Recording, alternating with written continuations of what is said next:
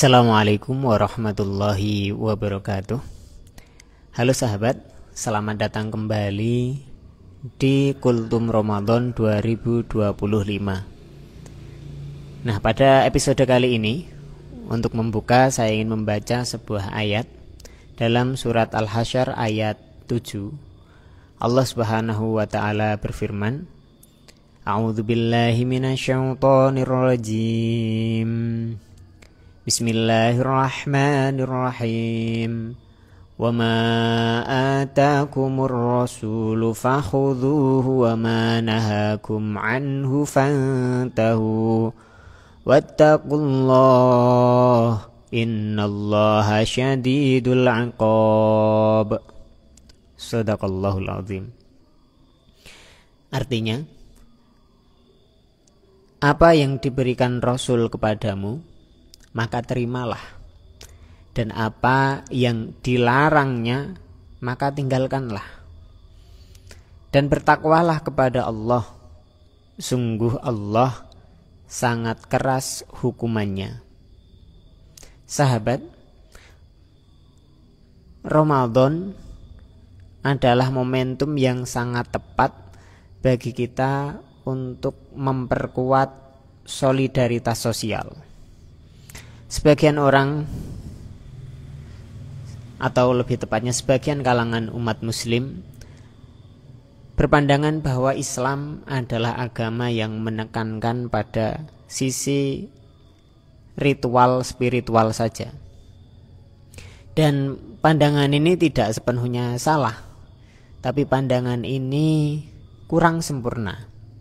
Karena Islam tidak hanya mementingkan ritual spiritual saja, tapi Islam juga mengajarkan kepada kita menjadi makhluk yang spiritual namun tetap sosial.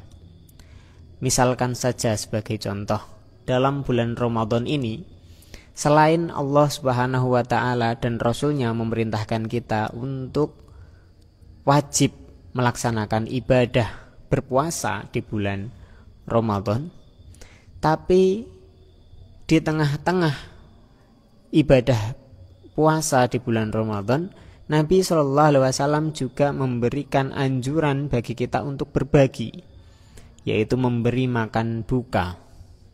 Siapa yang memberi makan buka kepada orang yang puasa, maka dia akan mendapatkan pahala yang sama seperti orang yang berpuasa. Ini sebagai satu contoh saja. Dan di penghujung bulan Ramadan juga akan ada zakat fitrah sebagai penutup rangkaian ibadah di bulan Ramadan. Ini cukup untuk menunjukkan kepada kita bahwa Islam bukan hanya spiritual di sisi ritual ibadah saja, akan tetapi juga punya elemen atau punya nilai sosial di dalamnya.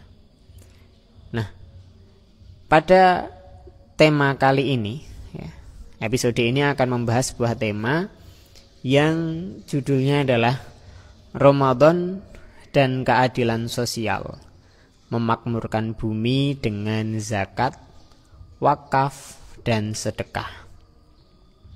Sebagai sebuah pertanyaan pemantik, agar kita bisa merefleksi diri kita, mana yang lebih kita prioritaskan di Ramadan tahun ini? Memperbanyak pahala untuk diri pribadi atau mengentaskan masalah sosial? Sahabat, agar kita mendapatkan manfaat yang lebih, lagi-lagi kita akan menjadikan episode ini menjadi 6 bagian, seperti biasa. Yang pertama adalah tentang konsep dasar zakat, wakaf, dan sedekah. Kemudian berikutnya adalah kisah inspiratif keteladanan sosial di masa Rasulullah. Kemudian tantangan keadilan sosial di era modern. Lalu solusi Islam membangun kesejahteraan bersama. Lalu langkah nyata untuk kontribusi sosial, dan yang terakhir adalah simpulan. Kita mulai dari bagian yang pertama. yaitu konsep zakat, wakaf, dan sedekah, atau mungkin kita lebih mengenalnya zis dan waf, ya. Zakat, infak, sedekah, dan wakaf. Apa itu zakat? Apa itu infak? Apa itu sedekah? Dan apa itu wakaf? Kita mulai dari yang paling sederhana dulu, yaitu infak. Infak artinya membelanjakan harta. Mungkin di tengah-tengah kaum muslimin hari ini mereka meyakini bahwa infak itu artinya berderma, berbagi, ya. Dan mereka tidak bisa membedakan antara infak dan sedekah. Ya, itu sebenarnya makna yang sudah mengalami penyempitan. Jadi kalau disebut infak dalam bahasa Al-Quran, dalam bahasa Arab, infak itu artinya adalah membelanjakan harta, baik untuk sesuatu yang benar maupun yang tidak benar. Itu semuanya masuk dalam kategori infak. Di dalam Al-Quran Allah Subhanahu wa ta'ala menyebut bahwa orang-orang beriman itu berinfak fisabilillah, dan orang-orang kafir berinfak di jalan setan, ya. Jadi kedua-duanya adalah infak. Tentu saja yang diperintahkan oleh Allah Subhanahu wa taala adalah infak fisabilillah. Kemudian yang kedua, sedekah. Apa itu sedekah? Ya, atau dalam bahasanya adalah bahasa aslinya sodakoh, ya, sodakoh. Infak yang fisabilillah itu adalah sodakoh.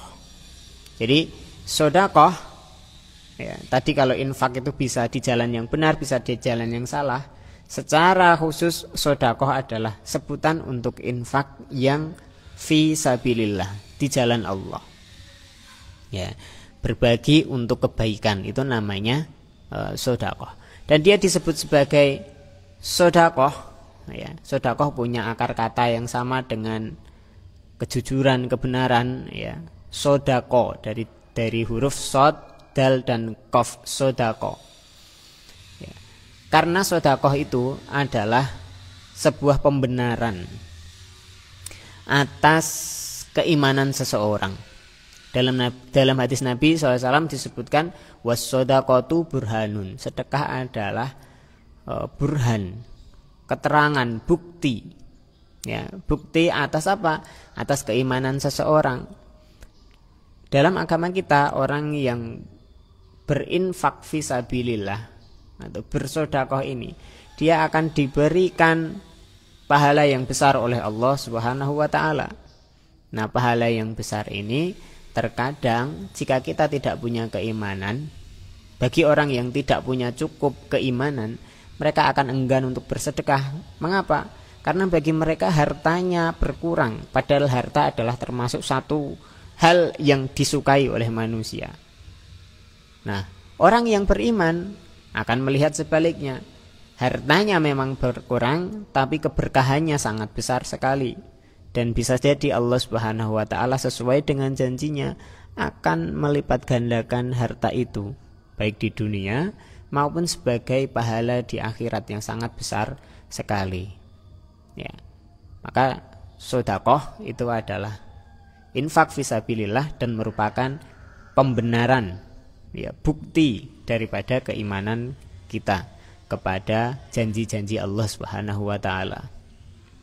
Kemudian bagaimana dengan zakat? Ya. Zakat adalah sedekah yang diwajibkan oleh Allah Subhanahu wa ta'ala dan Rasulnya. Ya, sedekah hukumnya sangat banyak, ya. Ada yang sunnah, ya, paling tidak ada yang sunnah dan ada yang wajib. Nah, zakat ini masuk dalam kategori sedekah yang wajib. Kalau sedekah sunnah itu jumlahnya tidak ditentukan, waktunya juga tidak ditentukan, kepada siapa harus dibayarkan juga tidak ditentukan, itu sedekah sunnah. Tapi kalau sedekah wajib yang dalam hal ini adalah zakat, dia jumlahnya ada batasnya, ada batas minimalnya yang disebut sebagai nisab.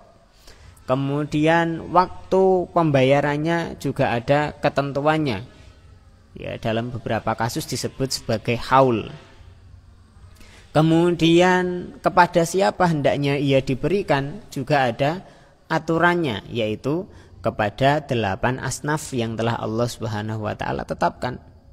Nah, ini adalah zakat. Zakat yang paling populer, ya, apalagi di bulan Ramadan ini, adalah zakat fitrah, ya, yang akan kita tunaikan nanti di penghujung bulan Ramadan. Berapa besarannya? Dalam hadis Nabi disebutkan 1 sok, yang kemudian dikonversi dalam hitungan modern dengan kilogram, ya.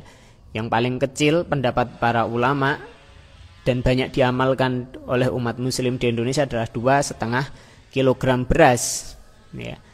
Ada juga yang di atasnya, ada yang 2,7, 2, sekian, ada yang sampai 3 kilo bahkan lebih. Itu adalah batas minimal, ya, dan dihitung per kepala. Kemudian kapan dia dibayarkan? Ya nanti, ya, di penghujung bulan Ramadan sampai menjelang pelaksanaan sholat Idul Fitri. Itu zakat fitrah. Ada zakat yang lain yang mungkin bukan kurang populer, tapi pengamalannya masih kurang optimal, yaitu zakat mal. Zakat mal ini apa? Ya, kebanyakan orang menganggapnya zakat mal itu adalah 2,5% dari harta yang kemudian dikeluarkan ketika dia sudah mencapai nisab dan setelah haul, setelah 1 tahun, ya. Ini benar tapi tidak sepenuhnya, karena zakat mal itu ada banyak jenisnya. Kalau dia berupa uang, ya 2,5% itu betul. Tapi kalau dia berupa zakat pertanian, ya maka itu ada yang 5%, ada yang 10%, dan seterusnya dan seterusnya. Itu dibahas dalam kitab-kitab fikih zakat, ya. Kita tidak akan membahas itu terlalu jauh karena nanti videonya bisa sangat panjang. Dan zakat mal ini diberikan kepada 8 asnaf, ya. Kepada 8 asnaf, ada fakir, miskin, amil, ghorim, fisabilillah, dan seterusnya dan seterusnya. Kemudian bagaimana dengan wakaf? Wakaf itu dari kata wakof, ya. Wakof itu artinya kan berhenti, menghentikan. Maksudnya apa? Menahan harta.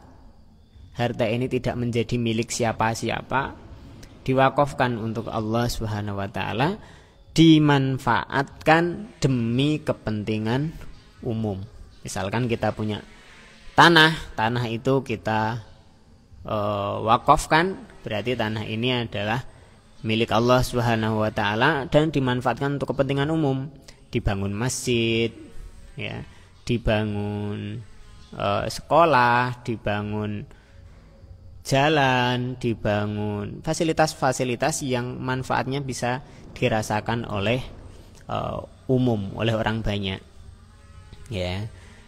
Kemudian ada wakaf Al-Quran, ya. Kita punya sejumlah uang, kita belikan Al-Quran, kemudian Al-Quran itu kita serahkan ke masjid-masjid atau ke lembaga pendidikan agar itu dibaca, ya.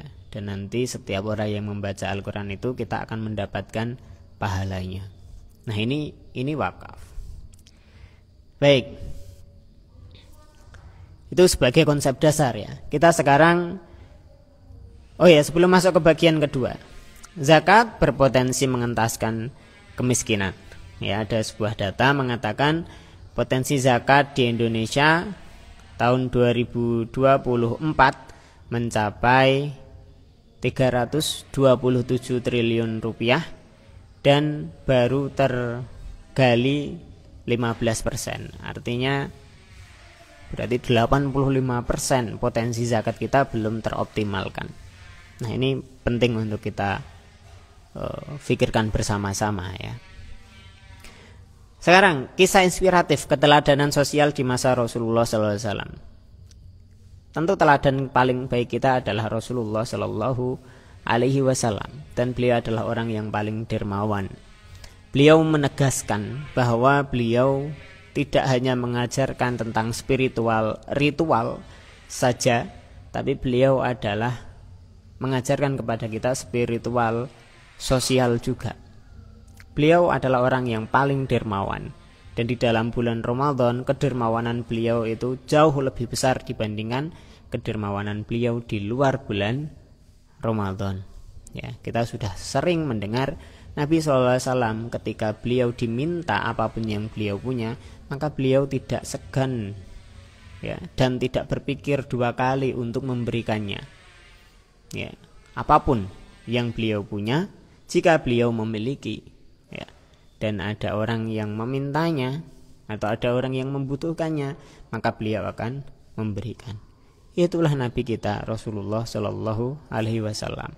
Dan di antara para sahabat Nabi kita juga tahu ada Sayyidina Abu Bakar As-Siddiq. Beliau menginfakkan seluruh hartanya demi agama Allah, demi mendukung dakwahnya Rasulullah Shallallahu Alaihi Wasallam. Dan kita juga tahu ada Sayyidina Umar ibnul Khattab, yang mana beliau menginfakkan separuh daripada hartanya untuk fisabilillah. Dan ada juga Sayyidina Utsman bin Affan. Beliau pernah membeli sebuah sumur dari orang Yahudi, kemudian sumur ini diwakafkan, ya, untuk kemanfaatan umat muslim, dan itu manfaatnya masih berjalan sampai bertahun-tahun berikutnya, bahkan mungkin berabad-abad, ya. Nah, ada sebuah pelajaran dari sini, ya, dan tentu para sahabat Nabi banyak lagi, ya. Mereka adalah orang-orang yang gemar berinfak. Kita tahu ketika kaum muhajirin hijrah dari Mekah ke Madinah, orang-orang Madinah itu bagaimana infaknya kepada para muhajirin, ya, itu sangat luar biasa. Disebut oleh Allah betapa ithar mereka. Apa itu ithar? Ithar artinya adalah mendahulukan, memprioritaskan saudaranya dibandingkan dirinya sendiri, padahal bukan saudara kandung, ya. Orang muhajirin itu bukan saudara kandungnya orang Ansor. Akan tetapi ketika orang muhajirin datang, disambut, dan mereka sekalipun membutuhkan harta-harta mereka, mereka tutupi kebutuhannya, dan mereka lebih mementingkan saudaranya dari kalangan muhajirin. Ini mengajarkan kepada kita sosial yang luar biasa dalam Islam, dan itu dicontohkan oleh generasi awal kita. Pelajaran, ya, Islam mengajarkan kepada kita untuk menegakkan keadilan. Dan salah satu keadilan yang harus ditegakkan juga adalah keadilan sosial. Dan kita harus tahu keadilan sosial itu bukan hanya soal memberi salah satunya, tapi juga ada memberdayakan. Seperti wakaf. Wakaf itu tidak hanya memberi, tapi dia memberdayakan. Dan jika kita tahu konsepnya, maka memberdayakan itu bisa sangat efektif dan efisien sekali untuk menegakkan sendi-sendi keadilan sosial. Tantangan bagian ketiga. Tantangan keadilan sosial di era modern. Ada 3 masalah utama yang bisa kita identifikasi. Yang pertama adalah distribusi zakat yang tidak merata. Ya, bukan hanya distribusi zakat yang tidak merata, tapi kesadaran zakat kita juga masih minim. Kebanyakan umat muslim masih taunya zakat itu hanya fitrah saja. Dan sebagian yang sadar bahwa ada yang namanya zakat mal, mereka masih banyak juga yang berpandangan zakat mal itu hanya ketika Ramadan. Padahal zakat mal itu bukan ketika Ramadan, tapi justru ketika mereka sudah mencapai nisab dan sudah berlaku haul. Dan bagi zakat pertanian, ya ketika panen, dan seterusnya dan seterusnya. Distribusi zakat yang tidak merata. 70% zakat masih bersifat konsumtif, bukan produktif. Apa itu zakat konsumtif? Pendistribusian zakat yang konsumtif ini artinya adalah zakat yang habis dimakan atau habis dikonsumsi saja. Misalkan memberikan dalam bentuk makanan atau bahan makanan, sembako, uang. Ya, ini dia akan konsumtif. Maksudnya konsumtif adalah ketika bahan makanan itu dimasak, dimakan, habis. Uang dibelanjakan, habis. Zakat konsumtif. Maka para ulama modern terutama sekali mulai berpikir tentang bagaimana mewujudkan zakat yang produktif. Para cendekiawan kita. Karena kalau konsumtif itu ya bermanfaat, akan tetapi manfaatnya itu kurang efektif. Karena ibarat orang memberi ikan. Kalau zakat produktif memberi kail dan pancing. Ya. Jadi zakat yang terkumpul di lembaga zakat kemudian dibelikan sesuatu yang bisa untuk menunjang kehidupan ekonomi mustahik zakat. Ya, beberapa kasus saya pernah melihat ada lembaga zakat, dari zakat yang terkumpul kemudian dibelikan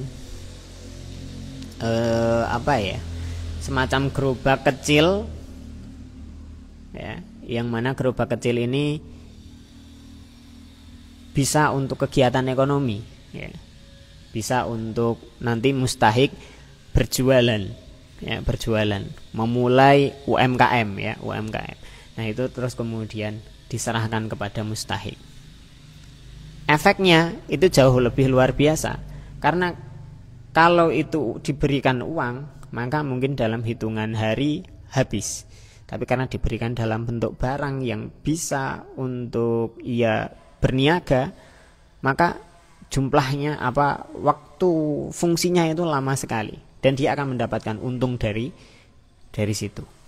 Nah, kenapa kita tidak mulai berpikir untuk mengoptimalkan zakat produktif ini? Ya. Kemudian yang kedua, masalah berikutnya adalah minat wakaf yang rendah.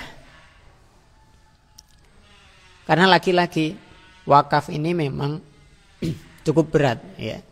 Dan orang lebih tertarik dengan investasi-investasi yang sifatnya konvensional, yang sifatnya bisa mendatangkan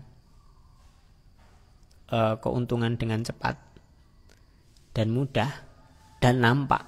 Sedangkan wakaf ini kan termasuk investasi akhirat, tidak tampak wujud keuntungannya atau jauh sekali, karena dia adalah pahala yang sifatnya jariyah kemudian sampai sampai hari kiamat, ya.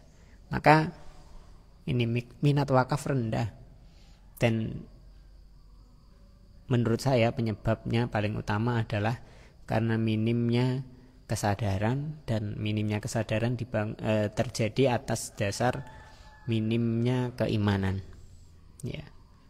Kebanyakan orang tidak benar-benar meyakini bahwa ini akan bermanfaat sampai hari kiamat, sehingga yang dicari yang gampang-gampang sajalah. Dan wakaf ini kan termasuk zakat yang terbesar, ya, termasuk bagian mengeluarkan harta yang terbesar. Walaupun sebenarnya wakaf itu ya tidak selalu harus besar. Bisa kok wakaf dalam bentuk sesuatu yang kecil tapi tetap menjadi manfaat untuk jangka waktu yang panjang. Oke, kita tidak akan berpanjang-panjang dalam masalah teknisnya. Kita lanjut ke masalah yang ketiga, yaitu budaya konsumtif di bulan Ramadan. Bulan Ramadan harusnya kita minim konsumsi, ya. Karena kita biasanya sehari bisa makan berkali-kali, siang hari kita makan dan seterusnya. Tapi di tengah masyarakat muslim sudah bukan rahasia lagi kalau bulan Ramadan justru konsumsinya naik. Harga-harga meningkat, konsumsinya juga meningkat. Belanja untuk makanan itu luar biasa. Belum lagi nanti kalau sudah menjelang Idul Fitri, ya, itu pakaian baru seolah-olah menjadi sebuah hal yang lazim, hal yang harus, ya. Dan memprihatinkannya kadang itu membuat kita berlebih-lebihan dalam konsumsi sampai kita lupa. Ya, mungkin ada di antara tetangga kita, saudara kita, di sekitar kita yang kesulitan untuk memenuhi hajat hidupnya di tengah-tengah bulan Ramadan. Ya, inilah realitanya, mau bagaimana. Survei 2024, 65% penerima zakat masih hidup di bawah garis kemiskinan setelah 5 tahun. Harusnya zakat itu bisa mengangkat dari miskin menjadi menengah. Tapi setelah 5 tahun ternyata 65% penerima zakat masih hidup di bawah garis kemiskinan. Nah, inilah PR. Dan ini tadi tentang zakat produktif itu perlu dipertimbangkan untuk lebih disosialisasikan dan dioptimalkan lagi. Bagian keempat, solusi Islami membangun kesejahteraan bersama.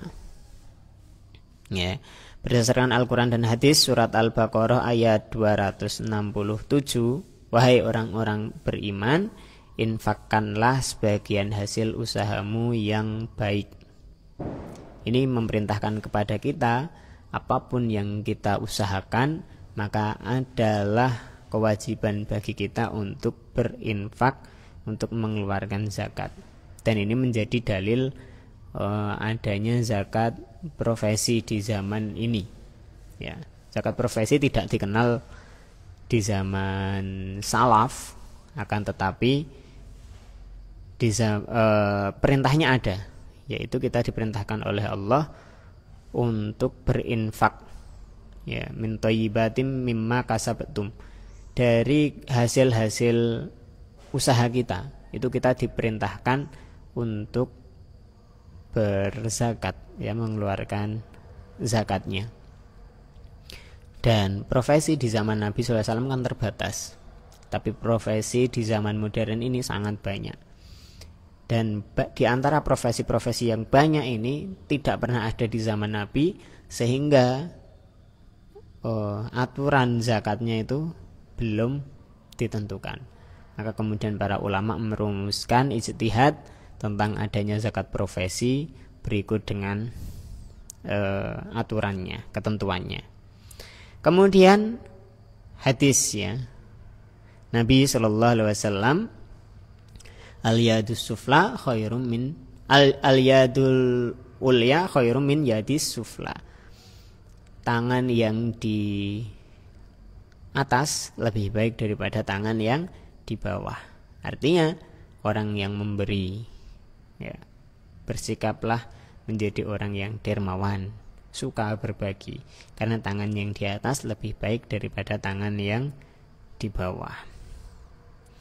Nah, strategi praktis yang penting untuk kita pikirkan sebagai solusi atas permasalahan-permasalahan zakat kita, dari 3 permasalahan yang utama tadi. Yang pertama adalah zakat produktif. Ya, tadi sudah kita jelaskan, di mana zakat ini harusnya lebih kita optimalkan lagi untuk hal-hal yang sifatnya tidak habis dimakan, melainkan bisa berkembang, ya, bisa memberdayakan mustahik.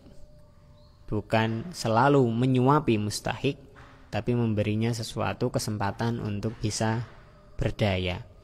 Kemudian yang kedua, tentang masalah minat wakaf tadi, dan wakaf-wakaf itu mungkin kita bisa memikirkan ada wakaf dalam bentuk yang lain, wakaf digital. Saya pernah membaca sebuah artikel yang cukup menarik. Seorang ustadz punya pemikiran, dan ini bisalah kita pertimbangkan atau kita pikir-pikir ulang, ya, yaitu tentang wakaf digital. Wakaf digital itu apa? Wakaf di dunia digital. Misalkan wakaf website, kita website yang bentuknya islami, ya, mengajarkan tentang Islam yang mudah diakses untuk semua umat, untuk semua kalangan. Kemudian itu diwakafkan. Bisa nggak mewakafkan website? Bisa. Wakaf aplikasi bisa tidak? Seharusnya bisa. Ya, coba kita pertimbangkan itu. Dan untuk mengoptimalkan zakat juga bisa mungkin dibuatkan semacam platform zakat ya. Sehingga platform wakaf platform wakaf. Sehingga itu bisa lebih efektif dalam menjaring kesempatan orang untuk berwakaf. Ya, itu beberapa hal ya yang bisa kita pertimbangkan di zaman yang serba digital ini. Kemudian ya, apakah wakaf itu hanya masjid saja? Tidak ya. Sekolah itu juga wakaf, rumah sakit itu wakaf. Lahan pertanian mungkin juga bisa jadi wakaf, tapi itu nanti jadi milik bersama, yang hasilnya itu bisa dirasakan oleh semua umat, bukan hanya pemilik ya. Kalau lahan pertanian yang kita miliki digarap kemudian itu kan hanya milik kita. Tapi kalau itu diwakafkan berarti hasilnya nanti untuk masyarakat secara umum. Kemudian budaya konsumtif Ramadan, solusinya mungkin kita bisa melakukan gerakan sedekah harian ya. Setiap pagi ada malaikat yang khusus diperintahkan oleh Allah Subhanahu wa taala untuk mendoakan orang yang berinfak, orang yang bersedekah agar diberi ganti yang lebih baik, dan orang yang menahan diri untuk bersedekah agar diberi kebangkrutan atau kemelaratan ya. Allahumma ati munfikon kholafan, Allahumma ati mumsikan talafan. Ya Allah, berikan kepada orang yang berinfak, bersedekah itu ganti yang lebih baik, yang lebih banyak, yang lebih berkah. Dan berikan kepada orang yang menahan hartanya, yang pelit, tidak mau berinfak, tidak mau bersedekah, kebangkrutan, kemelaratan. Maka hendaknya kita memikirkan itu. Kita tentu ingin mendapatkan doa yang baik dari malaikat kan. Maka berinfaklah walaupun hanya sedikit.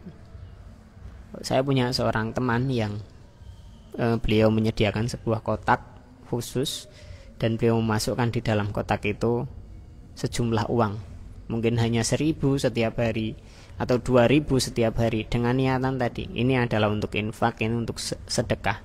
Kemudian berkumpul, sudah cukup banyak diberikan ke lembaga zakat, diberikan kepada orang yang membutuhkan, dan seterusnya. Mungkin itu bisa menjadi inspirasi untuk kita. Dan doa malaikat tadi perlu untuk kita renungi. Langkah nyata untuk kontribusi sosial ya, 3 aksi konkret. Yang pertama, hitung zakat kita dan bayar zakat kita. Bagaimana cara menghitung zakat? Saya tidak mengerti tata caranya. 2,5% itu bagaimana? Nisabnya bagaimana? Ada banyak aplikasi atau ada banyak website ya, kalkulator zakat. Manfaatkan itu. Hitung berapa aset kita, berapa uang yang kita miliki, berapa tabungan kita. Kemudian hitung, masukkan di situ, nanti akan keluar zakatnya sekian-sekian, bayarkan. Ya. Berapa panen kita? Ya, setelah ditimbang sekian kilo, sekian ton, masukkan angkanya ke dalam kalkulator zakat itu, kemudian bayarkan. Kita coba untuk memanfaatkan itu di zaman ini kan kita sudah lebih mudah. Ya, atau kalau tidak mau ribet lagi, datang saja ke lembaga zakat di sekitar kita, di dekat kita. Baik milik Baznas misalkan, atau kalau tidak ada banyak lembaga-lembaga zakat di sekitar kita ya. Di masing-masing ormas besar itu biasanya punya lembaga zakat. Di Muhammadiyah ada Lazismu, di Nahdlatul Ulama ada Lazisnu, dan seterusnya. Datang, konsultasikan, kemudian bayar zakat. Ini sebagai langkah konkret kita.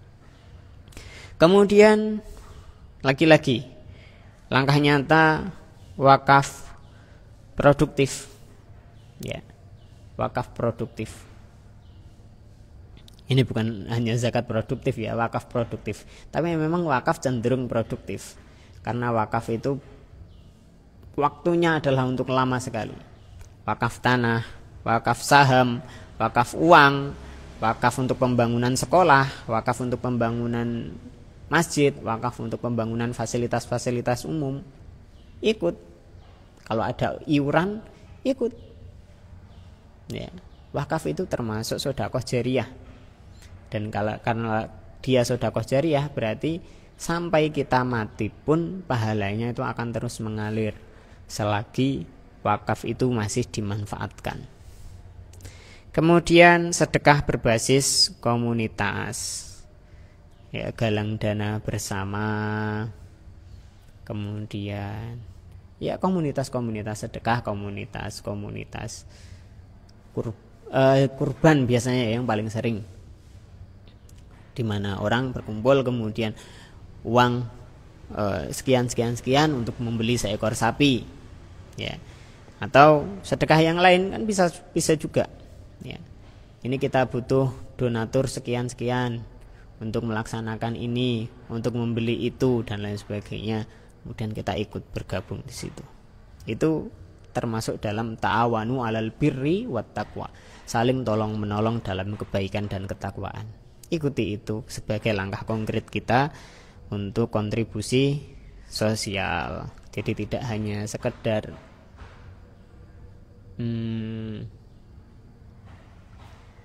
soleh spiritual, tapi juga soleh sosial. Sebagai penutup, ya, Ramadan mengajak kita tidak hanya menahan lapar yang sifatnya fisik, tapi kita juga harus merasakan lapar melihat penderitaan orang lain dan berpikir semampu kita bagaimana kita untuk mengurangi itu. Zakat, wakaf, dan sedekah adalah senjata umat Islam untuk memerangi ketidakadilan, terutama sekali ketidakadilan sosial. Jangan lagi bergantung pada orang lain, tapi hendaknya kita bersama menyongsong, ya, bahu membahu untuk menegakkan keadilan sosial itu. Dan itu ada dalam ajaran agama kita. Zakat, wakaf, infak, sedekah adalah jalannya. Sebagai penutup, ya, kita berdoa kepada Allah. Allahumma inna nas'aluka ridhoka wal jannah wa na'udzubika min sakhatika wan nar. Ya Allah, kami memohon kepadamu ridhomu dan surga, dan kami berlindung, ya Allah, dari kemurkaanmu dan dari neraka. Allahumma inna nas'alukal huda wat tuqa wal afafa wal ghina.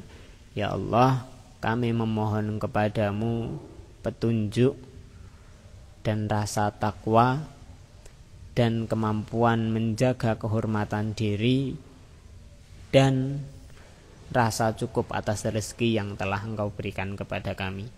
Semoga episode ini bisa bermanfaat.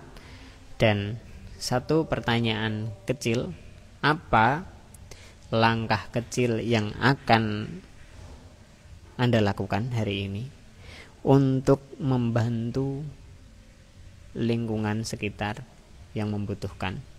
Mungkin itu bisa jadi inspirasi untuk yang lain. Tulis di kolom komentar. Semoga bermanfaat. Sampai jumpa di episode Kultum Ramadan 2025 berikutnya. Wassalamualaikum warahmatullahi wabarakatuh.